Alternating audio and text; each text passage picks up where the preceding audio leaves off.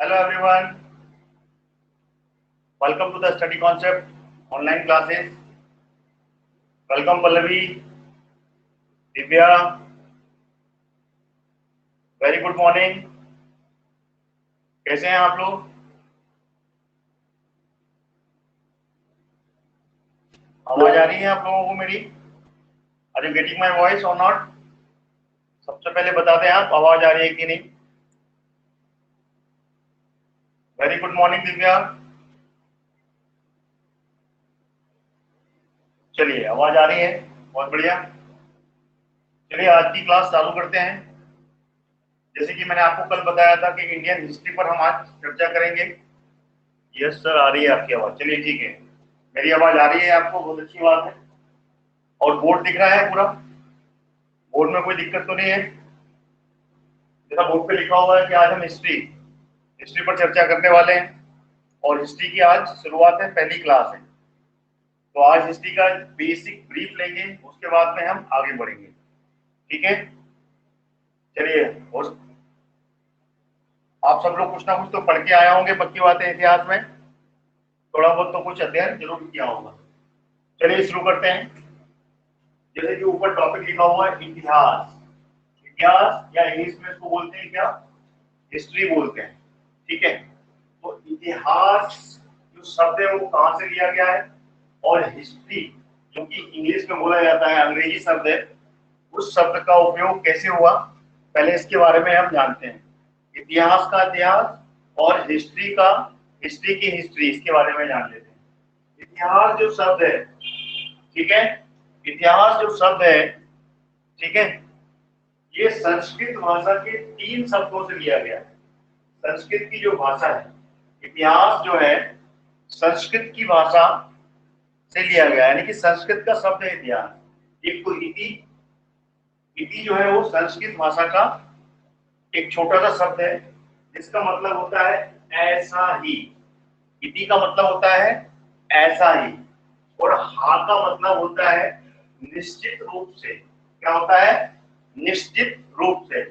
और एवं आज का मतलब होता है था. अगर इन तीनों शब्दों को एक साथ मिला दें, तीनों शब्दों को हम एक साथ मिला दें तो तीनों वाक्यों को, तो ये वाक्य है, तीनों शब्दों को मिलाया तो इतिहास बनता है. और इन वाक्यों को मिला दें तो क्लियर होता है ऐसा ही निश्चित रूप से था. इतिहास का मतलब होता है ऐसा ही निश्चित रूप से था. ये इतिहास की एक परिभाषा है, छोटी सी परिभाषा, जिसको कि मैं आपको संक्षेप में ये समझा रहा हूं. ठीक है ना? तो इतिहास का मतलब तो आपको समझ में आ गया. इतिहास जो कि संस्कृत शब्द से लिया गया है, और इति का मतलब होता है ऐसा ही, और हा का मतलब निश्चित रूप से, और हास का मतलब था, यानी कि ऐसा ही निश्चित रूप से था. ये एक अध्ययन में पता चला है. ठीक है. और हिस्ट्री जो शब्द है, ये हिस्ट्री शब्द हिस्टोरिया से लिया गया है. किससे? हिस्टोरिया शब्द से लिया गया है, जो कि ग्रीक भाषा का शब्द है. ठीक है. हिस्टोरिया यानी कि जो कि एक रिसर्च, एक खोज के द्वारा जो शब्द निकाले गए. ठीक है ना? Knowledge acquired by investigation. History का मतलब होता है knowledge acquired by investigation, that is the full form of the history. ठीक है, यहां तक क्लियर है? ग्रीक भाषा से लिया गया है, और ग्रीक भाषा में जो हिस्ट्री का मतलब है वो उसको बोलते हैं क्या? हिस्टोरिया. क्या बोलते हैं? हिस्टोरिया. हिस्टोरिया से हिस्ट्री शब्द बना. ठीक है, इसका फुल मीनिंग है नॉलेज एक्वायर्ड बाय इन्वेस्टिगेशन. ठीक है, यहां तक क्लियर? पल्लवी और दिव्या, आप दोनों ही आज क्लास में हैं. ठीक है ना? आप दोनों से ही मैं क्वेश्चन करूंगा. यहां तक क्लियर है? आगे बढ़े.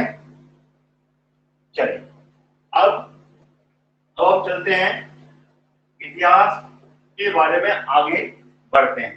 यहां से चालू करेंगे, फिर हम आगे यहां तक बढ़ेंगे. सबसे पहले ये जो पार्ट मैंने यहाँ पर बोर्ड पे लिख के रखा है, पहले इसको समझते हैं. ठीक है. इतिहास 3 कालों में, यानी कि 3 वर्गों में विभाजित किया गया है. ठीक है. 3 वर्ग कौन कौन से हैं? एक तो प्राग ऐतिहासिक काल, दूसरा है आद ऐतिहासिक काल, और तीसरा है ऐतिहासिक काल. ठीक है. 3 भागों में इसको विभाजित किया गया है. प्राग ऐतिहासिक काल का जो वर्ग है वो 30 लाख ईसा पूर्व से, किससे 30 लाख ईसा पूर्व से, 30 लाख ईसा पूर्व से लेके 2500 वर्ष ईसा पूर्व, ठीक है, बिफोर क्राइस्ट, इसको बोलते हैं 30 लाख बीसी से लेके 2500 बीसी तक का माना गया है प्राग ऐतिहासिक काल। ठीक है, प्राग ऐतिहासिक काल का जो मतलब है वो क्या होता है, वो काल जिसके कि हमें साक्ष्य नहीं मिलते हैं।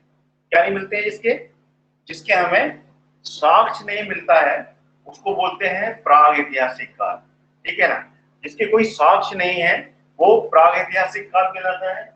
और जो आदि काल है इसका जो समय है वो 2500 ईसा पूर्व, कितना 2500, यहाँ पे कितना ई खत्म होता है 2500 से, और 2500 से चालू होता है आद ऐतिहासिक काल। कौन सा चालू हो जाता है? आद ऐतिहासिक। इन वर्गों को जरूर याद रखिएगा, ठीक है जी, बिल्कुल। प्राग ऐतिहासिक काल जिसके कोई साक्ष्य नहीं है, जो लिखित में नहीं है, उसको बोलते हैं प्राग ऐतिहासिक काल। आद ऐतिहासिक काल वो है जिसके साक्ष्य तो मौजूद हैं। ठीक है, आद ऐतिहासिक काल का मतलब होता है जिनके साक्ष्य तो मिले हैं लेकिन उनको पढ़ पाना मुश्किल है। ठीक है ना, निर्बोध है वो, अबोध है, यानी कि उसको पढ़ नहीं पा सकते, अपन पढ़ नहीं सकते, समझ नहीं सकते हैं, अपाठ्य है वो, तो उसको बोलते हैं आद ऐतिहासिक काल। जिसको हम पढ़ ना सकें वो आद ऐतिहासिक काल है। और इसका जो समय था वो था 2500 ईसा पूर्व से लेके 600 ईसा पूर्व तक। ठीक है, 2500 बीसी से लेके 600 बीसी तक का जो समय था वो आद ऐतिहासिक काल था। ठीक है, उसके बाद में फिर आया ऐतिहासिक काल। ऐतिहासिक काल, यहाँ पर आद ऐतिहासिक काल खत्म होता है। ठीक है ना, यहाँ पे आद ऐतिहासिक काल खत्म होता है, उसके बाद में चालू होता है ऐतिहासिक काल।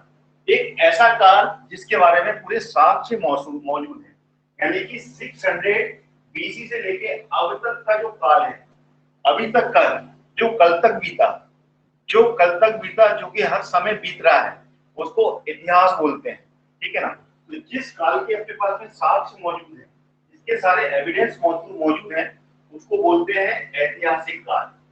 ठीक है, ये तीनों बातें आपको क्लियर हो गई, तीनों पॉइंट मैंने बताए। प्राग ऐतिहासिक काल क्या है?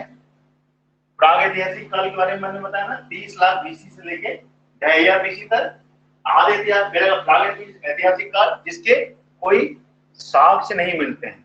ठीक है ना, जिसके कोई साक्ष्य नहीं है, सिर्फ उसी के आधार पर हम इसको प्राग ऐतिहासिक काल बोलते हैं। ठीक है, जिसके कोई साक्ष्य नहीं है उनको प्राग ऐतिहासिक काल कहा जाता है। जिसके साक्ष्य तो हैं, आद ऐतिहासिक काल का मतलब जिसके साक्ष्य तो मिले हैं लेकिन उनको हम पढ़ नहीं सकते, अपाठ्य है वो। ठीक है ना, उसको पढ़ नहीं सकते हैं, वो आद ऐतिहासिक काल है। और इसका समय 2500 बीसी से लेके 600 बीसी तक। और ऐतिहासिक काल जिसके पूरे साक्ष्य हैं, जिसको समझ सकते हैं, जिसको हम पढ़ सकते हैं, उसको बोलते हैं ऐतिहासिक काल, जो कि 600 बीसी से लेके अब तक। इसके बारे में डिटेल में हम आगे जानेंगे। ठीक है ना, अभी हम बेसिक के बारे में समझ रहे हैं। अगली जो आने वाली ये क्लासेस हैं उनमें एक एक करके अपन उसके बारे में पूरी चर्चा करेंगे। ठीक है, अब आगे का जो पॉइंट है वो है, कौन सा लिया है मैंने? प्राचीन भारत। प्राचीन भारत, क्योंकि भारत का अपन को इतिहास पढ़ना है। ठीक है, पल्लवी क्लास में है ना आप? जी चलिए, ठीक है। प्राचीन भारत, प्राचीन भारत जिसका आरंभ होता है कब से?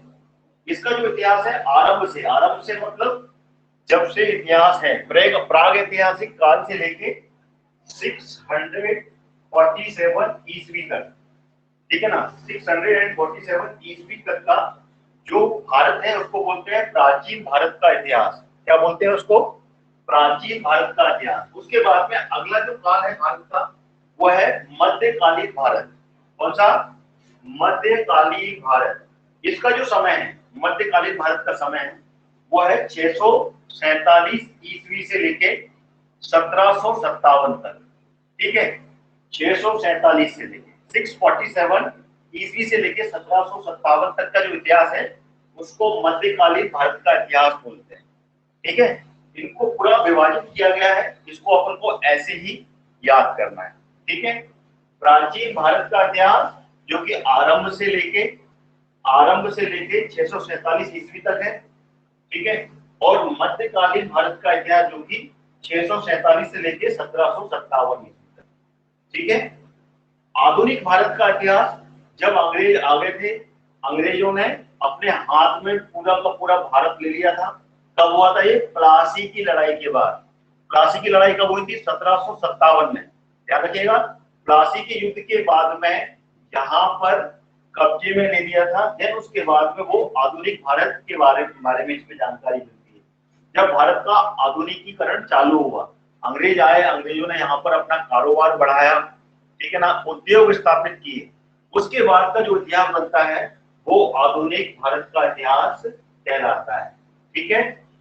और ये 1757 से लेके अब तक का जो इतिहास है वो आधुनिक भारत का इतिहास कहलाता है, ठीक है। तो ये वर्गीकरण क्लियर हो गया। प्राचीन भारत जो कि आरंभ मतलब 30 लाख ईसा पूर्व, यानी कि 30 लाख बीसी से लेके, ठीक है, तब तक 647 ठीक है ईस्वी तक, 647 ईस्वी तक का जो है वो प्राचीन काल का भारत है। यानी कि कब तक का? ये वर्धन वंश। 647 बीसी का मतलब होता है वर्धन साम्राज्य का जो जब तक था वो पूरा साम्राज्य जो होता है वो प्राचीन भारत का इतिहास कहलाता है। प्राचीन भारत के बाद में फिर मुस्लिम साम्राज्य की स्थापना हुई, मुस्लिमों का आक्रमण हुआ। तो उसके बाद में जो चालू होता है वो होता है मध्य भारत का इतिहास, ठीक है, जो कि 647 से लेके 1757 तक, ठीक है। उसके बाद में आधुनिक भारत के बारे में मैंने आपको बता दिया, जब अंग्रेज अंदर घुस चुके थे, अंग्रेजी शासन चालू हो गया, ठीक है। यहाँ तक क्लियर हो गया। ये बेसिक था जिसके बारे में आपको पूरा बता रहा हूँ। इतिहास की शुरुआत अपन बेसिक से करें तो एक एक पॉइंट जब अपन आगे पढ़ेंगे तो उसके बारे में अपने को ये पूरा क्लियर, ठीक है। अब चलते हैं अपन आगे, क्योंकि अब आता है अपना प्राचीन भारत। कौन सा आता है? प्राचीन भारत का इतिहास, जिसके बारे में हम इंडियन हिस्ट्री में अब आगे पढ़ने वाले हैं, ठीक है। यहाँ तक क्लियर हो गया? ये जो पॉइंट बताया ये पूरे क्लियर है, ठीक है। अब चलते हैं अपन प्राचीन भारत में, ठीक है। प्राचीन भारत का जो इतिहास है, ठीक है, प्राचीन भारत का जो इतिहास है उसको 8 भागों में विभाजित किया गया है। कितने? 8 भागों में, ठीक है ना। 8 भाग में इसको क्लासिफाई किया गया है। सबसे पहला प्राग ऐतिहासिक काल, जिसके बारे में मैंने आपको यहाँ पर ये पूरा समझाया। प्राग ऐतिहासिक काल जो कि 20 लाख बीसी से लेके 600 बीसी तक। कितना? प्राग ऐतिहासिक काल जिसकी कोई साक्ष्य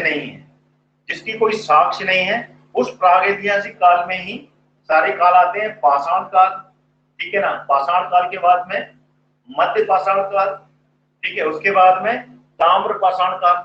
ये जो काल आते हैं ये प्राग ऐतिहासिक काल में ही आते हैं, ठीक है। जो पाषाण काल वाले यानी कि पत्थरों का युग, जिसमें पत्थरों को अपने जीवन में लाया गया, शुरुआत हुई वहां से लाइफ की, तो वो कहलाता है पाषाण काल, जिसको कि हम प्राग ऐतिहासिक काल में पढ़ेंगे आगे, ठीक है। ये क्लियर हो गया? उसके बाद में प्राग ऐतिहासिक काल के बाद में फिर आती है सिंधु घाटी की सभ्यता। कौन सी आती है? सिंधु घाटी की सभ्यता। सिंधु घाटी की जो सभ्यता है, इस सभ्यता के जो साक्ष्य मिले हैं, ठीक है ना, सिंधु घाटी सभ्यता की जो साक्ष्य मिले हैं, ये जो काल कहलाता है सिंधु घाटी की सभ्यता, ये कहलाता है आद्य ऐतिहासिक काल। आद्य ऐतिहासिक काल जो कहलाता है ये सिंधु घाटी सभ्यता के अंतर्गत आता है, ठीक है। दिव्या, पल्लवी, यहाँ तक पॉइंट क्लियर है? सिंधु घाटी की सभ्यता का जो काल कहलाता है वो कौन सा कहलाता है? आद्य ऐतिहासिक काल, ठीक है ना, जिसके हमें साक्ष्य मिले, एविडेंस मिला, ठीक है ना, वो कहलाता है सिंधु घाटी की सभ्यता के अंतर्गत आता है, जो कि 2500 बीसी से लेके 1750 बीसी तक आता है, ठीक है। उसके बाद में आता है अगला काल वैदिक सभ्यता। प्राचीन भारत में वैदिक सभ्यता का काफी महत्व है, ठीक है ना। तो ये वैदिक सभ्यता का जो काल चालू होता है ये 1500 बीसी से लेके 600 बीसी तक, 1500 ईसा पूर्व से लेके 600 ईसा पूर्व तक। ठीक है। उसके बाद में फिर आता है चौथा काल, जो होता है महाजनपद काल। कौन सा काल होता है ये? महाजनपद काल। भारत में कितने महाजनपद थे महाजनपद काल में? 16। कितने? 16 महाजनपद थे उस समय। तो ये वो वही काल है जब महाजनपद की व्यवस्था थी। ठीक है। जिसका समय शुरू होता है 600 ईसा पूर्व से लेके 322 ईसा पूर्व तक। 600 ईसा पूर्व मतलब जब महाजनपद में हेरियाक वंश, हेयाक वंश जो होता है, हेयाक वंश की जो शुरुआत होती है, वहां से साक्ष्य अपने भारत के मिलते हैं। ठीक है ना। जिस वंश की स्थापना, जिसके फाउंडर कौन थे? बिंबिसार। कौन थे? बिंबिसार। वहां से इसका साक्ष्य मालूम पड़ता है, और उसके बारे में हम जब आगे पढ़ेंगे इतिहास के बारे में, तब हम इसके बारे में जान पाएंगे। ठीक है। तो ये है महाजनपद काल, और ये कब तक रहता है? 322। 322 मतलब मौर्य वंश। मौर्य वंश जहां से शुरुआत होता है, चंद्रगुप्त मौर्य ने जब मौर्य वंश की स्थापना की थी चाणक्य के साथ में, ठीक है ना, वो समय था 322 ईस्वी तक। तो वहां तक का जो काल है वो महाजनपद काल का है। ठीक है। महाजनपद काल क्लियर हो गया? पल्लवी, दिव्या, महाजनपद काल क्लियर हुआ? महाजनपद काल कब से? हिरियाक वंश से लेके चंद्रगुप्त मौर्य तक। हिरियाक वंश से लेके चंद्रगुप्त मौर्य तक का है वो जो समय कहलाता है, वो महाजनपद काल कहलाता है। अगला जो काल है फिर 322, देखिए लिखा है ना 322, तो ये मौर्य काल आता है।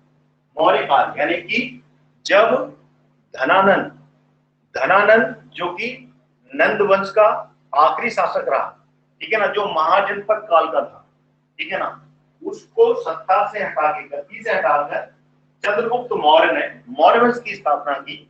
तब से मौर्य काल की शुरुआत होती है। और मौर्य काल जो होता है जब तक मौर्य वंश था। मौर्य वंश कब तक था? 322 ईस्वी से लेके 185 185 बीसी तक ये मौर्य वंश का समय था। ठीक है ना। मौर्य वंश ने जो शासन किया वो मौर्य काल कहलाता है। मौर्य, चंद्रगुप्त मौर्य और उनके जो उत्तराधिकारी थे, उनका जो समय था वो मौर्य काल कहलाता है। ठीक है जी दिव्या, बिल्कुल सही। संस्थापक चंद्रगुप्त मौर्य थे, और चाणक्य ने, ठीक है ना, उसको जो नाम दिया था, उसके आगे जो मौर्य लिखा था वो मौर्य चाणक्य ने नाम दिया था चंद्रगुप्त को। ठीक है। तब से वो मौर्य वंश कहलाता है। ठीक है। फिर मौर्य वंश के बाद में 185 ईस्वी के बाद में फिर चालू होता है मौर्य उत्तर काल या फिर गुप्त पूर्व काल। ठीक है ना, मतलब गुप्त से पहला वाला काल। गुप्त से पहला, गुप्त वंश जो था भारत का, उससे पहले का काल, या फिर मौर्य से बाद का काल। यानी कि मौर्य वंश जब खत्म होता है और गुप्त वंश की शुरुआत नहीं होती, यानी गुप्त वंश से पहले का और मौर्य से बाद का। यानी कि मौर्य वंश जब खत्म होता है तो मौर्य वंश का आखिरी शासक कौन था? मौर्य वंश का आखिरी शासक था बृहद्रथ। कौन था? बृहद्रथ था। ठीक है ना। तो बृहद्रथ की हत्या करने के बाद में जब शुंग वंश की स्थापना होती है, पुष्यमित्र शुंग ने जब शुंग वंश की स्थापना होती है, तब से एक काल चालू होता है। तो वो कहलाता है मौर्य उत्तर काल, यानी कि मौर्य के बाद का काल। ठीक है ना। और गुप्त वंश से पहले का काल, यानी कि गुप्त वंश की शुरुआत किसने की थी? गुप्त वंश की शुरुआत किसने की थी? कमेंट में बताएं आप अगर आपको पता है। गुप्त वंश की शुरुआत की थी श्रीगुप्त ने। ठीक है, श्रीगुप्त ने चालू की थी। और ये कब हुई थी? श्रीगुप्त ने 275, कब हुई थी? 275 ईस्वी में। 275 ईस्वी में चालू की थी, लेकिन एक्चुअल में जो काल था गुप्त वंश का, वो 319 से कहलाता है। क्या लिखा हुआ है ना, 185 से ये मौर्य उत्तर काल, यानी कि पुष्यमित्र शुंग ने अपने शुंग वंश की स्थापना कब की थी? 185 ईस्वी। तो वो मौर्य के बाद का इतिहास कहलाया। ठीक है ना। लेकिन यहाँ पर लिखा हुआ है ये पॉइंट है 319 ईस्वी तक। तो 319 ईस्वी में उस समय तक गुप्त जो वंश था, गुप्त वंश, ठीक है ना, वो पनप रहा था, क्योंकि उसकी शुरुआत हुई थी 275 ईस्वी से, 275 ईस्वी से लेके 319 तक, जब श्रीगुप्त और उसका उत्तराधिकारी कौन था, घटोत्कच। कौन था, घटोत्कच। श्रीगुप्त के बाद में आया था घटोत्कच। श्रीगुप्त ने अपने शासन को 275 से लेके 300 ईस्वी तक चलाया। कितना, 25 वर्ष उसने शासन किया, 25 वर्ष उसने शासन किया। देन उसके बाद में उसका उत्तराधिकारी, उसका पुत्र आया, उसका बेटा, जिसका नाम था घटोत्कच, जिसने कि 300 ईस्वी से गद्दी पर बैठा और 300 ईस्वी के बाद में 319 तक उसने राज किया। लेकिन उस समय उसने एक सीमित क्षेत्र में ही आगे बढ़ाया। ठीक है, तो चंद्रगुप्त प्रथम, बिल्कुल दिव्या सही कहा, चंद्रगुप्त प्रथम जब गद्दी पे बैठा था, चंद्रगुप्त प्रथम जब गद्दी पे बैठा था, ठीक है ना, वो बैठा था 319 में। और 319 में जब चंद्रगुप्त प्रथम का राजरोहण हुआ, तब से गुप्त वंश की या फिर गुप्त संवत, किसकी, गुप्त संवत की शुरुआत हुई थी। गुप्त संवत की शुरुआत कब हुई थी, 319 ईस्वी में। तो ये मौर्य और गुप्त पूर्व काल कहा जाता है, वो कहा जाता है 385 ईस्वी से लेके 319, 385 ईसा पूर्व, याद रखे ना, 185 ईसा पूर्व नहीं, ठीक है, बीसीए, ये बीसीए और ये ईस्वी में आ गया है, यानी कि ये पूरा काल जो है बीसी से लेके ईस्वी तक पहुंचता है, मौर्य उत्तर से लेके गुप्त पूर्व काल तक। ठीक है, यहां तक क्लियर हुआ। अब जो नीचे आगे काल आता है वो आता है जब गुप्तों ने शासन चालू कर दिया। ठीक है, गुप्त का जो शासन था वो चला था 319, यानी कि गुप्त काल 319, जब चंद्रगुप्त प्रथम गद्दी पर बैठा और उस समय गुप्त संवत की शुरुआत हुई।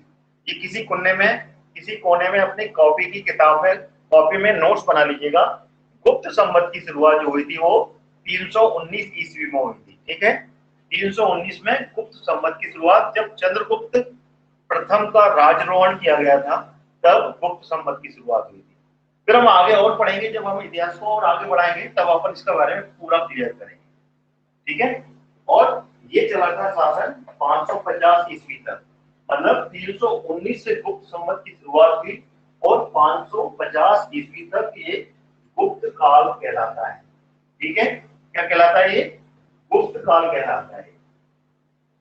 गुप्त के बाद में जब गुप्त खत्म होता है तो गुप्त उत्तर, जिस तरीके से मौर्य उत्तर काल यानी कि मौर्य के बाद का काल कहलाया, वैसे ही ये जो काल कहलाया, ये काल कहलाया गुप्त उत्तर काल, यानी कि गुप्त के बाद का, जब गुप्त खत्म हुए, यानी कि गुप्त शासन काल का पतन हुआ, गुप्त के जो आखिरी वंशज थे उस समय वो गद्दी पर नहीं संभाल पाए, फिर गुप्त वंश का पतन हुआ और अन्य व्यक्ति गद्दी पर बैठे, अन्य वंशों की स्थापना हुई, वो गुप्त उत्तरी काल कहलाया। उस और वर्धन काल, गुप्त उत्तर काल या फिर वर्धन, ठीक है ना, वर्धन मतलब कौन, प्रभाकर वर्धन, जिसने की वर्धन वंश की स्थापना की थी। वर्धन वंश की स्थापना जो की, ठीक है ना, वो वर्धन काल कहलाया। तो ये हुआ 550, क्योंकि गुप्त काल की खत्म हुई थी 550 में, तो ये 550 से लेके 647 तक, जब तक वर्धन काल था। क्या था, वर्धन काल। ये दिख रहा है ना आपको यहाँ पे, ये दिख रहा है पूरा जहां तक, तो वर्धन काल कब तक था, 647 तक। वर्धन वंश जिसके पुत्र कौन थे, प्रभाकर वर्धन के पुत्र थे कौन, राजवर्धन और हर्षवर्धन। ठीक है, तो ये वर्धन काल का समय है। यहां तक क्लियर हो गया, ये जो मैंने बताया पूरा, यहां तक कोई डाउट है आपको? ये पीडीएफ में नहीं होगा, ये पीडीएफ में नहीं होगा। ठीक है, कौन पूछ रहा है, दिव्या। ये सब पीडीएफ में मैंने इंक्लूड नहीं किया है, ये बोर्ड पे जो लिखा हुआ है, इसको आप यहाँ पर वीडियो से ही नोट कर लीजिएगा। ठीक है ना, वीडियो की जो रिकॉर्डिंग होगी वहां से आपको पूरा मिल जाएगा। ठीक है, इसको आप वीडियो, ऑफलाइन वीडियो भी रहेंगे ना, वहां से आप नोट कर लीजिएगा। ठीक है, ये जो पॉइंट मैंने बताया इसके बारे में पूरा, और बार बार आप वीडियो देख के भी इसको पूरा रिवाइज भी कर सकते हैं। ठीक है, इसको मैं साफ करने जा रहा हूँ, now I am going to erase it. ठीक है, थोड़ा सा समय दीजिएगा, समय जाएगा इसका। यहां तक क्लियर हो गया आपको?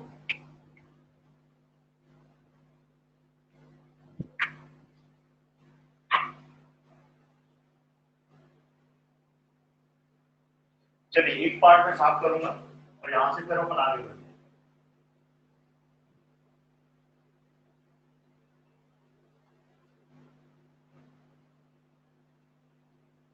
थोड़ा सा समय लगेगा, अभी तक जितना बताया है उसका थोड़ा सा रिवीजन आप करने सकते हैं। ठीक है,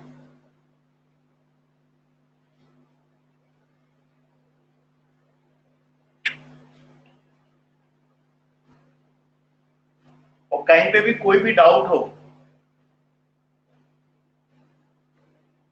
बाद में नोट कर लीजिएगा। ठीक है ना, साथ में नोट करने की जरूरत नहीं है, इसलिए सारी रिकॉर्डिंग क्लास आपके पास में रहेगी। बाद में रिकॉर्डिंग क्लास देख के आप पूरा नोट कर लीजिएगा। ठीक है,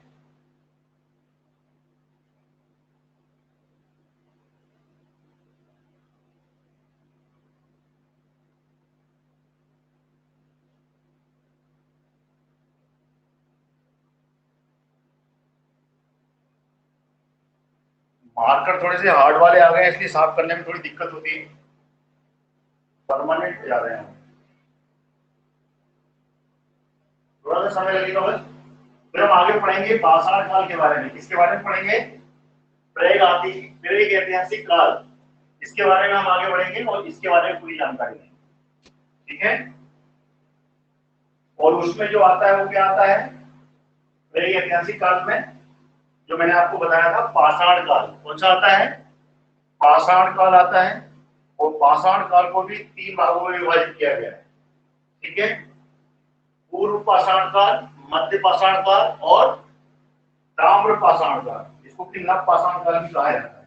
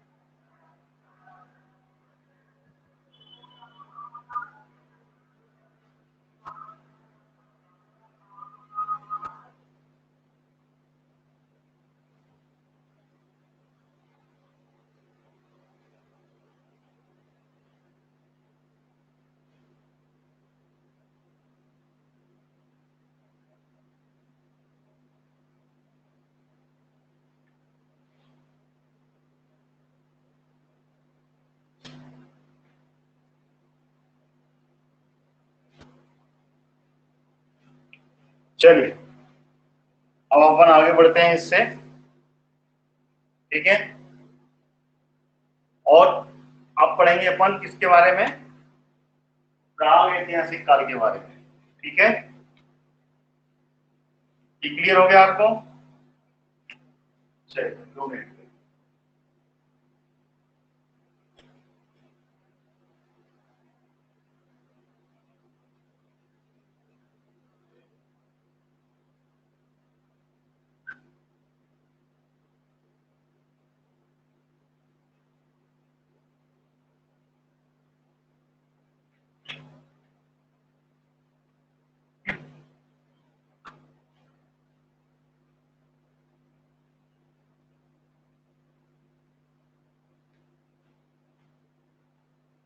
चलिए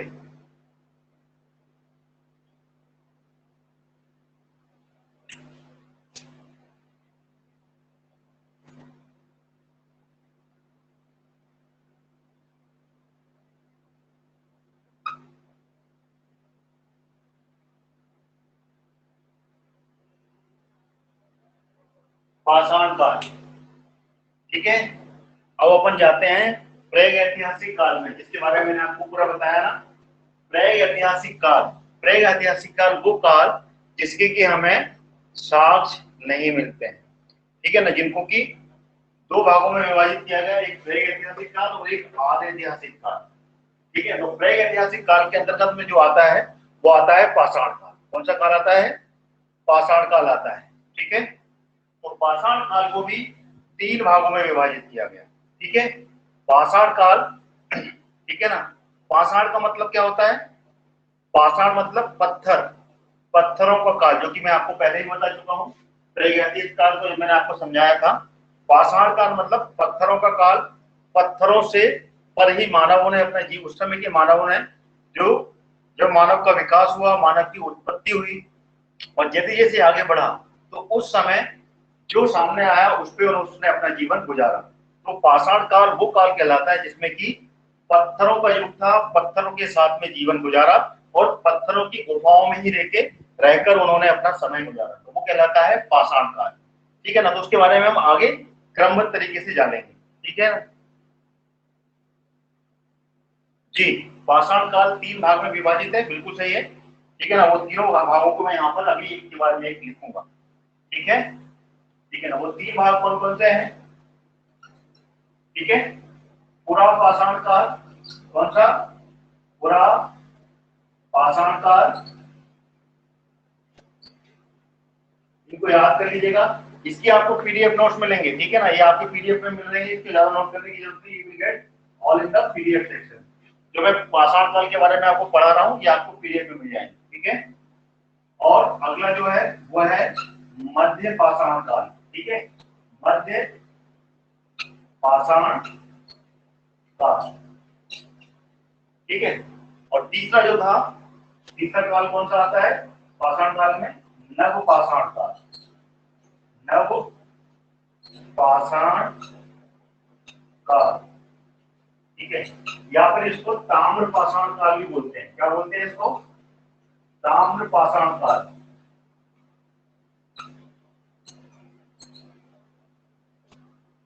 नव पाषाण काल या फिर ताम्र पाषाण काल भी इसको बोला जाता है, क्योंकि इस समय तक आते आते ताम्र और पत्थर यानी कि तांबे की उत्पत्ति, तांबे का विकास हो चुका था, तांबे की खोज कर ली थी और साथ में पत्थर, ताम्र पाषाण यानी कि तांबे और पत्थर दोनों का मिला जुला यहाँ पर उपयोग किया जाने लगा, तो उसको कहते हैं नव पाषाण काल या फिर ताम्र पाषाण काल, ठीक है। तो ये तीन काल में इनको विभाजित किया गया है, ठीक है, इतना क्लियर हो गया।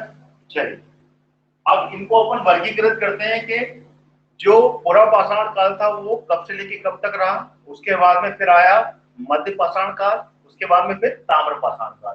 तो इनका वर्ग कितना था, कितने समय तक ये रहा, तो इसके बारे में भी मैं यहाँ पर क्लियर करूंगा, ठीक है। पूरा पाषाण काल का जो समय था, पूरा पाषाण काल का समय था ये था 30 लाख, जैसे कि मैंने यहाँ बताया ना प्रागैतिहासिक काल कितना 30 लाख ईसा पूर्व था। तो ये 30 लाख पूरा पाषाण काल तभी से शुरू होता है जब से मानव की उत्पत्ति हुई, यानी कि 30 लाख ईसा पूर्व, ठीक है ना, 30 लाख बीसी, 30 लाख बीसी से लेके, ठीक है ना, पूरा पाषाण काल का समय था 10,000 बीसी तक। कितना कितना था?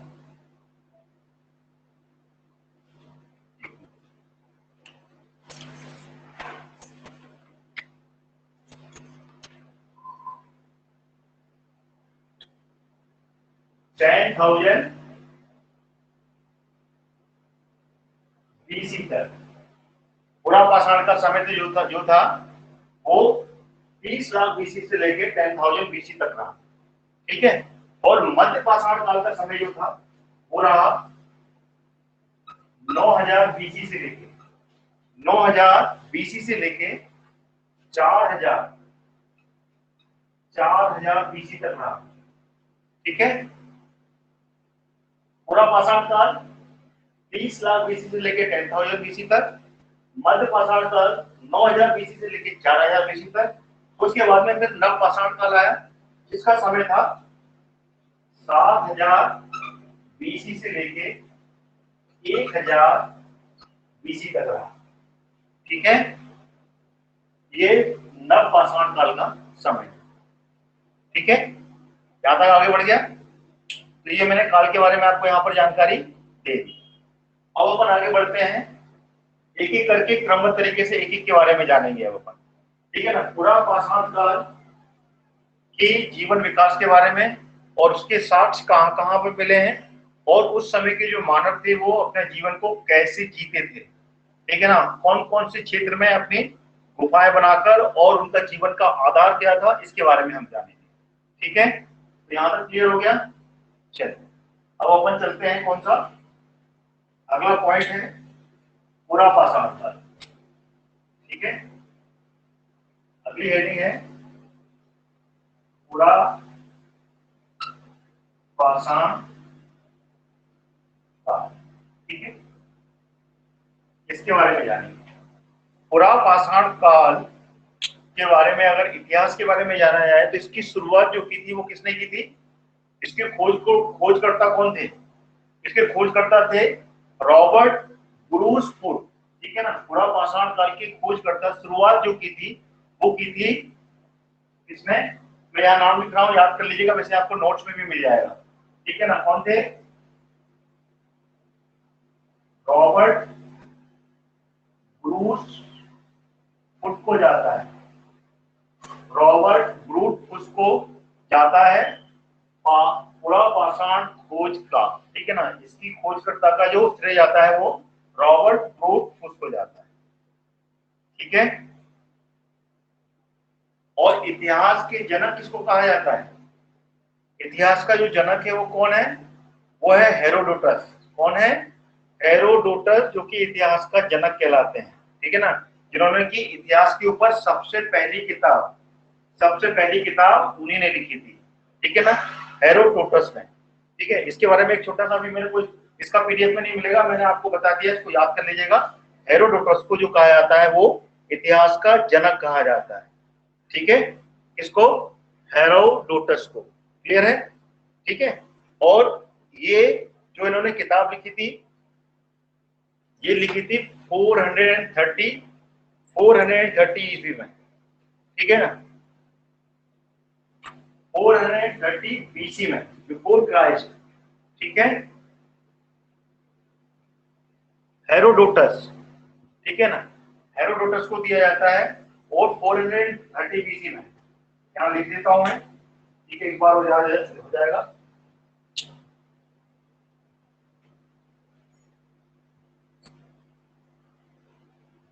इतिहास का जनक ये है हेरोडोटस। ठीक है ना, इन्होंने इतिहास पे किताब लिखी थी 430 बीसी में। ठीक है, 430 बीसी में इन्होंने किताब लिखी थी, तो ये इतिहास के जनक थे। लेकिन पूरा पाषाण काल की जो खोज का श्रेय जाता है वो रॉबर्ट ब्रूस फुट को जाता है, जिन्होंने की भारत में, ये भारत के बारे में बात कर रहे हैं अपन, भारत में इन्होंने ये खोज की थी। ठीक है ना, और इसकी शुरुआत कब की थी इन्होंने, सबसे पहले खोज की थी ये 1863 में। कब कब की थी ये, सन 1863 में। ठीक है ना, 1863 ईस्वी में इन्होंने सबसे पहले खोज की थी, कहां पर, तमिलनाडु में। तमिलनाडु में चेन्नई, तो तमिलनाडु की राजधानी है ना चेन्नई, जिसको कि मद्रास भी बोलते हैं। पुरानी राजधानी का नाम मद्रास था और अभी नया चेन्नई हो गया। तो चेन्नई में वहां की जमीन पर, वो जमीन थी कौन सी, लेटराइट मिट्टी। कौन सी मिट्टी थी वो, लेटराइट मिट्टी के जमाव, वहां पे जमा हुआ पूरी मिट्टी थी। उस मिट्टी को खोदा, तो खोदने के बाद में वहां पर, ठीक है, वहां पर कुछ साक्ष्य प्राप्त हुए, और वो साक्ष्य में मिला था उनको क्या, हस्त कुठार। हस्त कुठार किसको बोलते हैं, कुल्हाड़ी को। ठीक है ना, जो कि पत्थर से बनाई गई थी, हाथ वाली कुठार, यानी कि एक प्रकार का, ऐसे समझ लीजिए, ये मेरे पास में डस्टर है, तो एक पत्थर था, उसको हाथ में पकड़ा जाता था और उसकी नुकीली इस तरीके की भुजाएं होती थी, तो वो हस्त कुठार था, जिसको कि अपन उस समय के मानव उससे कुछ भी चीज खोदते थे या फिर उससे ही उसको हथियार के रूप में इस्तेमाल करते थे, तो उसको बोलते हैं हस्त कुठार। ये क्लियर हो गया? पल्लवी और दिव्या बताएं, यहां तक क्लियर हो गया? तो पुरापाषाण काल की खोज भारत में रॉबर्ट ब्रूस फुट को जाता है, जिसने खोज की थी सन 1863 में। ठीक है, 1863 में वर्तमान राज्य तमिलनाडु में, जो कि तमिलनाडु की राजधानी चेन्नई में। ठीक है, हम चेन्नई में इसकी खोज की थी 1863 में। चेन्नई के पास में लेटराइट मिट्टी का जो जमाव था, वहां पर उन्होंने खुदाई की और खुदाई के दौरान वहां पर उनको क्या मिला? हस्त कुठार। यहाँ लिख देता हूं, क्या मिला था यहाँ पर? हस्त कुठार प्राप्त हुआ। ठीक है, हस्त कुठार उसको वहां पर प्राप्त हुआ। ठीक है, इसको बोलते हैं हैंड एक्स। इंग्लिश में क्या बोलते हैं उसको? हस्त कुठार मतलब कि हाथ में पकड़ने वाली कुल्हाड़ी, हैंड एक्स बोलते हैं अंग्रेजी में। ठीक है, वो खोज निकाला। तो प्रागैतिहासिक के पुरातत्व जनक कहा जाता है इनको। इसको भारत में प्रागैतिहासिक के, ठीक है, पुरातत्व का जनक कहा जाता है किसको? रॉबर्ट ब्रूस फुट को। ठीक है, यहां तक क्लियर हो गया? अब आगे बढ़े अपन। चलिए इसको थोड़ा साफ, इसको साफ कर देते हैं।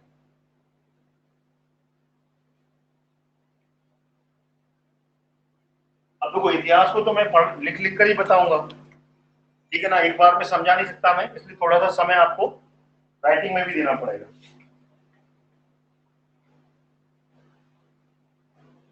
एक बार आपने समझ लिया, फिर उसके बाद में आगे कोई प्रॉब्लम नहीं होगी।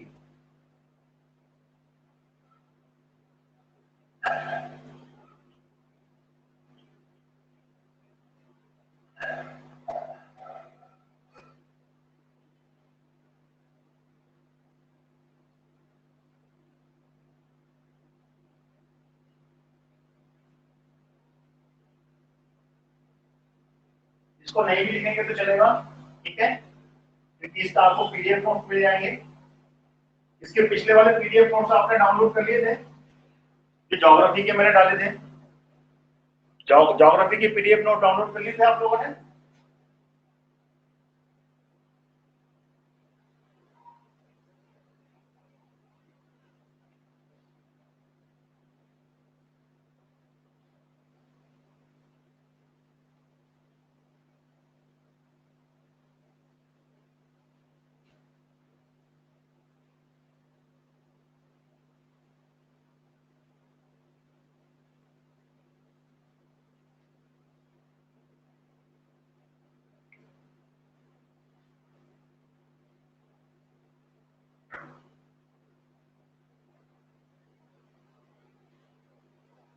चलिए,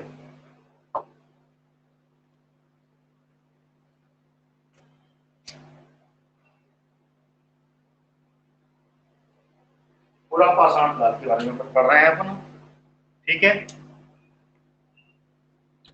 चलिए सर, आप पॉलिटी की भी क्लास भी चालू? हाँ, पॉलिटी की भी हम चालू करेंगे, ठीक है, थोड़ा सा समय दीजिए, उसको भी हम बाय द टाइम स्टार्ट करेंगे, ठीक है। थोड़ा सा समय लग रहा है उसको भी, हम उसकी भी हम प्रॉपर प्लानिंग कर रहे हैं, वो भी स्टार्ट होगी।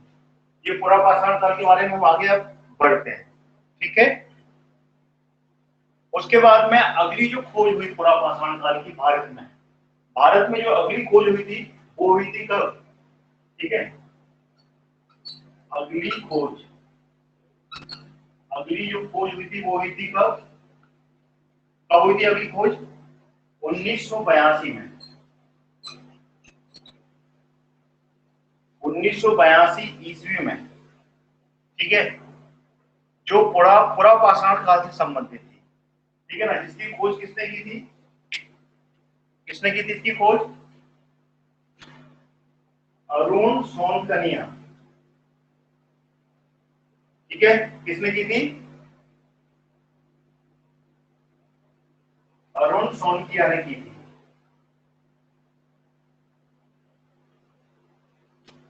पूरा पाषाण काल के साक्ष्य प्राप्त हुए थे अगली खोज में 1982 में, जिसकी खोज करता थे अरुण सोनकिया, और ये हुई थी कहां पर?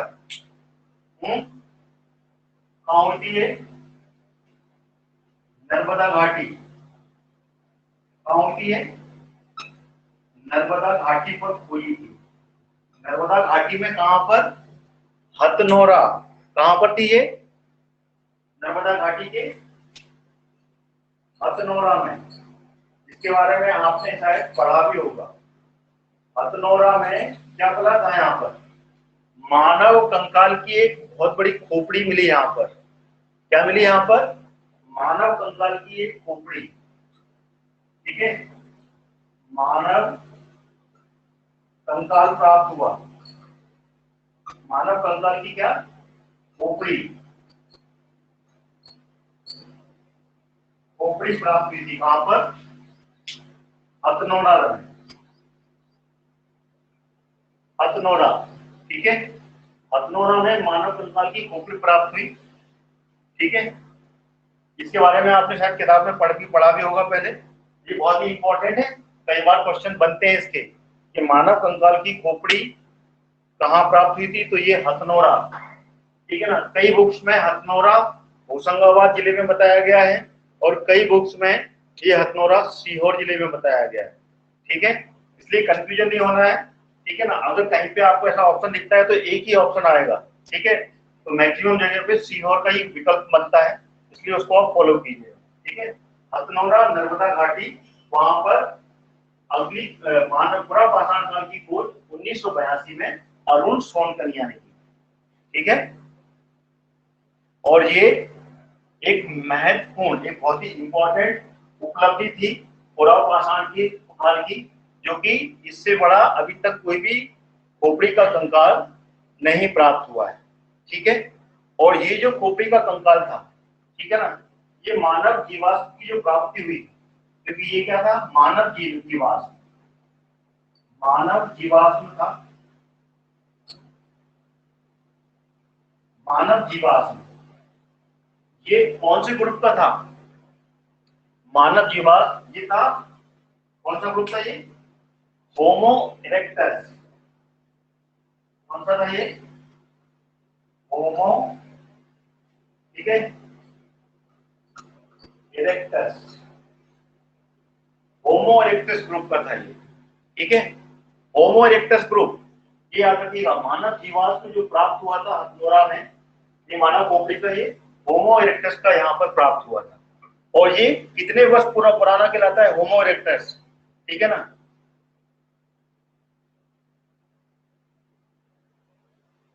होमो इरेक्टस बोलते हैं इसको, या फिर इसको क्या बोलते हैं? इसको इसको बोलते हैं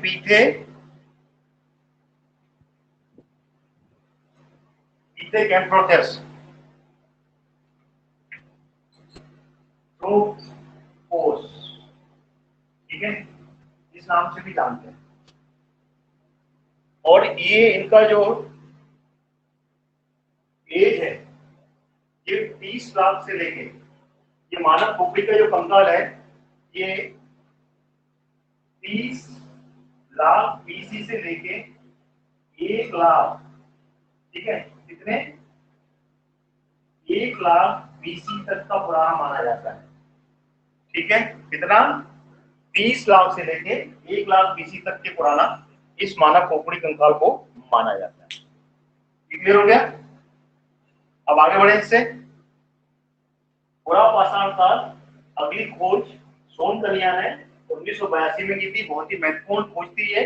नर्मदा घाटी के हथनोरा में यहाँ पे की मानव कंकाल की खोपड़ी प्राप्त हुई, जो कि होमो इरेक्टस या फिर पिथेकैम्प्रोथेस, ठीक है ना, दोनों नाम से बना, जो कि 30 लाख से लेके 1 लाख बीसी तक ये खोपड़ी कंकाल यहाँ पर प्राप्त हुई, जो कि हथनोरा कहाँ पर? सीहोर या फिर कुछ जगह पर जो प्राप्त हुआ वो होशंगाबाद जिले के बारे में जानकारी किताबों में मिलती है। ठीक है, यहां तक हमने आगे, अब अपन आगे बढ़ते हैं। पल्लवी, चलिए दोनों हैं यहाँ पर, चलिए ठीक है ना। आप में से और भी स्टूडेंट्स होंगे, आपके फ्रेंड्स वगैरह, दिव्या, पल्लवी, उनको भी आप इन्फॉर्म कीजिए कि वो भी ज्वाइन करें, है ना, क्योंकि मैं चाहता हूँ ज्यादा से ज्यादा स्टूडेंट मेरी क्लास को ज्वाइन करें। दिव्या पल्लवी, ठीक है, 20 मिनट है, उनको भी आप रिकमेंड कीजिए कि वो ज्वाइन करें। मिनिमम फीस, ठीक है ना, और maximum benefit you will get, ठीक है ना। तो ज्यादा से ज्यादा आप जितना ज्यादा आप अपने फ्रेंड सर्कल में बताएंगे उतना ज्यादा मेरी क्लास को प्रमोशन मिलेगा, ठीक है। जहां तक कोई भी डाउट हो तो आप डायरेक्टली मेरे से क्लास में पूछ सकते हैं, ठीक है। तो यहाँ तक मेरे ख्याल से कोई भी डाउट आपके पास में नहीं होगा, ठीक है। अब अपन पूरा पाषाण काल के अगले साक्ष्य के ऊपर चलते हैं, ठीक है ना। अगला जो कार्यक्रम है, पूरा पाषाण काल के जो मानव थे उनके जीवन जीने का ढंग क्या था, क्योंकि उस समय क्या ना कि जीवन की उत्पत्ति हुई थी और वो जीने की, उनको भोजन करना था, जीना था। तो उस समय के जो मानव थे वो पूरी तरीके से क्या थे, प्राकृतिक थे, ठीक है ना। पूरा तरीके से उस समय का जो मानव था वो प्राकृतिक मानव हुआ करता था, यानी कि प्रकृति के साथ ही रहता था। और वो पूरे के पूरे आखेट आखेट मतलब शिकार पर निर्भर थे। वो कुछ नहीं जानते थे, जो सामने जीव आता था उसको मारते थे और मारकर वो खाते थे, ठीक है ना, अपना भोजन बनाते। या फिर जो उस समय की प्रकृति में फूल फल थे, कंदमूल थे, ठीक है ना, उस समय के जो भी फल मिलते थे, जो फ्रूट्स मिलते थे, उन फ्रूट्स को खाकर वो अपना जीवन जीते थे। यानी कि उस समय अग्नि का विकास नहीं हुआ था। उस समय के जो मानव थे वो आग को नहीं जानते थे। पूरा पाषाण काल के जो मानव थे उस समय के, ठीक है ना, जिसको बोलते हैं होमो इरेक्टस। होमो इरेक्टस काल के जो कि 20 लाख से लेके 1 लाख वर्ष बीसी तक के थे, वो मानव पूरे प्राकृतिक मानव थे, ठीक है। और उस समय के मानव शिकार पर अपना जीवन अपना पूरा निर्भर था, और साथ में उस समय के मानव क्या थे, कंदमूल और फल खाकर, फ्रूट खाकर अपना जीवन जीते थे। और उस समय अग्नि का आविष्कार नहीं हुआ था, ठीक है। उस समय अग्नि का आविष्कार नहीं हुआ था, यानी कि उस समय के मानव आग के प्रयोग से अपरिचित थे, आग को नहीं जानते थे, ठीक है ना। फिर बाद में ये कितना हुआ, 30 लाख से लेके 1 लाख बीसी तक का होमो इरेक्टस मानव था। तो आग का आविष्कार कब हुआ, आग का आविष्कार हुआ 2 लाख बीसी से लेके 1 लाख बीसी के बीच में। और वो आविष्कार कैसे हुआ, वो आविष्कार ऐसे हुआ कि स्फटिक, ठीक है ना, जिसको बोलते हैं, क्या बोलते हैं उसको हिंदी में, गैणी बोलते हैं, हाँ कुछ इस तरीके से बोलते हैं, ठीक है ना। हिंदी में उसको स्फटिक पत्थर बोलते हैं, जिसको चमकीला पत्थर बोलते हैं। अचानक वो चमकीला पत्थर एक साथ टकराया, उन्हीं के सामने टकराया, जब वो सामने थे मानव, अचानक टकराया और टकराने से चिंगारी उत्पन्न हुई, ठीक है ना। उससे चिंगारी निकली और चिंगारी से आजू बाजू की जो घास फूस थी, जो की सूखी पत्तियां थी, सूखी टहनियां थी, पत्तियां, ठीक है ना, वो पत्तियों पर, वो टहनियों पर वो चिंगारी गिरी और वहां से क्या, आग जल गई, ठीक है ना, एकदम से आग लग गई। और जैसे ही आग लगी तो वैसे ही उनको सामने ये आग का, अग्नि का आविष्कार हुआ, ठीक है। उस समय पूरी धरती पर यहाँ पे ये मानव का विकास हुआ था, अग्नि कहीं नहीं थी। तो अग्नि का जो आविष्कार हुआ वो स्फटिक पत्थर, चमकीला पत्थर होता है, जिसको आप जानते होंगे, ठीक है, क्लियर है यहाँ तक। तो वो पत्थरों से टकराकर अग्नि का आविष्कार हुआ, और वो अग्नि वहां पे सूखे जो पत्ती टहनी घास फूस थी उसमें आग लग गई, उससे अग्नि का आविष्कार हुआ। अच्छा, जैसे ही अग्नि का आविष्कार हुआ तो उस समय के मानव जो कि कितने, 2 लाख बीसी, जो मैंने आपको बताया ना, 2 लाख बीसी से लेके 1 लाख बीसी के जो होमो इरेक्टस मानव थे, उन्होंने मांस, उस समय के जो मांस का शिकार, यानी कि जो शिकार करते थे उसको भूंज कर खाना चालू कर दिया। कैसे चालू कर दिया, भूंज कर खाना चालू कर दिया, ठीक है। तो भूंज कर चालू कर दिया। तो फिर कंदमूल, ठीक है ना, आग का आविष्कार हो गया। आग के आविष्कार का समय मैंने आपको बताया, ठीक है। तो ये आग का आविष्कार हुआ और आग के आविष्कार के बाद में वो उनको भूंज कर खाने लगे। और उस समय के मानव किस में रहते थे, गुफाओं में, ठीक है। उस समय के जो मानव थे, जो होमो इरेक्टस मानव कहलाते हैं, उनका जो जीवन था वो खाना बदोश था, यानी कि वो एक जगह पर स्टेब्लिश नहीं रहते थे, ठीक है ना। यहाँ पर उनको अपने जीवन यापन के लिए, अपने पेट भरने के लिए जो साधन मिलते थे वो उस समय वहां पर चले जाते थे। जहाँ पे उनको शिकार मिला वहां तक, वहां पे वहां के लिए स्केप कर गए, और वहीं पर वो पेड़ के नीचे, ठीक है ना, जंगलों में या फिर गुफाओं में अपना जीवन जीते थे। ठीक है, ये पूरा पाषाण काल के बारे में आपको बता, यहाँ तक क्लियर है? दिव्या, पल्लवी, इसमें कोई डाउट? ये पूरा पाषाण काल है, ठीक है। और इस समय के मानव, जैसे कि मैंने बताया, ठीक है, नो डाउट, इस समय के जो मानव थे, मैंने आपको बताया शिकार पर जीवित थे। और चिंगारी का, आग का आविष्कार कब हुआ था? 2 लाख बीसी से लेके 1 लाख बीसी में, उस समय होमो इरेक्टस मानस के समय में हुआ था। तो वो आग का भी आविष्कार हो गया था और वो मांस को भून के खाने लगे थे। लेकिन उस समय के मानव कृषि से अपरिचित थे, यानी कि एग्रीकल्चर, ठीक है, फार्मिंग नहीं कर पाते थे, कृषि से अपरिचित थे। उस समय कोई भी कृषि नहीं करते थे।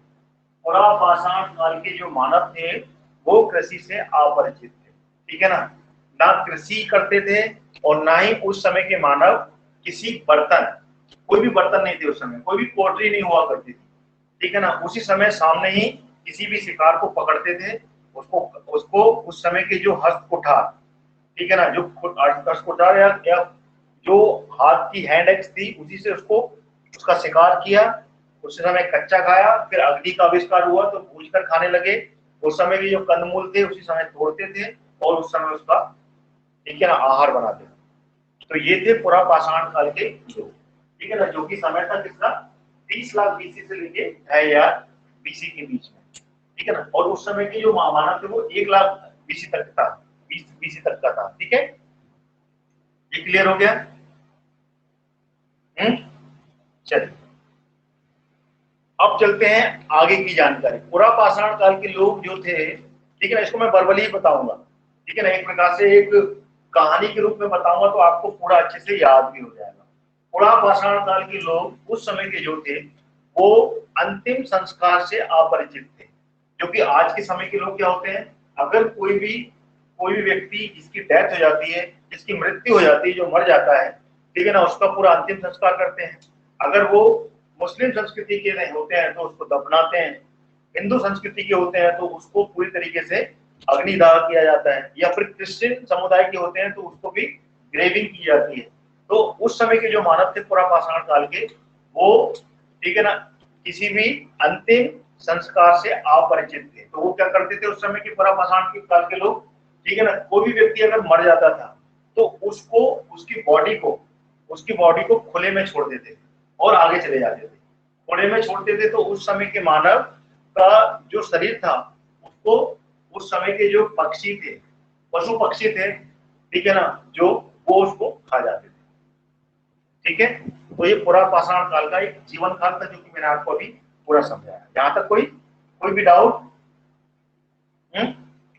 पूरा पाषाण कालीन के और उपकरणों के बारे में बताते हैं कि उस समय जो पूरा पाषाण काल के लोग थे वो कौन कौन से उपकरणों का उपयोग करते थे, उस समय उनके पास में हथियार कौन थे।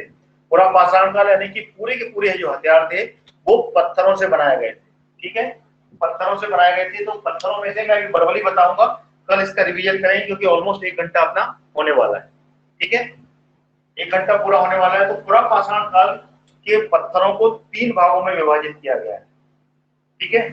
जो उस समय के जो उपकरण थे वो भी 3 भागों में विभाजित थे। निम्न निम्न पुरा पाषाण काल, ठीक है, मध्य पुरा पाषाण काल और उच्च उच्च पुरा पाषाण काल, इसको भी 3 भागों में विभाजित किया गया है, ठीक है। तो इसके बारे में हम अब कब पढ़ेंगे? कल की क्लास में पढ़ेंगे, ठीक है। यहां तक कोई डाउट तो नहीं है? इतना जो मैंने आपको इतिहास के बारे में जो बताया, ठीक है, इसमें कहीं कोई डाउट? दिव्या, क्लास कैसी लगी आपको? क्लास कैसी लगी दिव्या और पल्लवी? क्लास में आपको आनंद आया कि नहीं आया? कहीं पे कोई डाउट है क्या? है? कोई भी डाउट हो तो आप डायरेक्टली पूछिएगा और मेरी क्लास को आप अपने फ्रेंड सर्किल में, ठीक है ना, उसमें जरूर प्रमोट कीजिए और जितने ज्यादा बच्चे हो सके उतने ज्यादा जुड़ पाए, ये मेरे लिए अच्छा होगा और आपको भी यहाँ पर ज्यादा आनंद आएगा, ठीक है। तो कल हम आगे पढ़ेंगे पूरा पाषाण काल के उपकरणों के बारे में, उस समय कौन कौन से उपकरण प्राप्त हुए खुदाई के दौरान, ठीक है, और तीनों के बारे में, निम्न पुरा पाषाण काल, मध्य पुरा पाषाण काल और उच्च पूर्वापाषाण काल के बारे में हम आगे जानकारी लेंगे। ठीक है, चलिए थैंक यू सो मच। कल मिलते हैं इसी समय, ठीक है। कल भी हम हिस्ट्री की क्लास लेंगे, सेम टाइम पे, सही समय पे बिल्कुल अवेलेबल रहेगा। ठीक है, थैंक यू सो मच।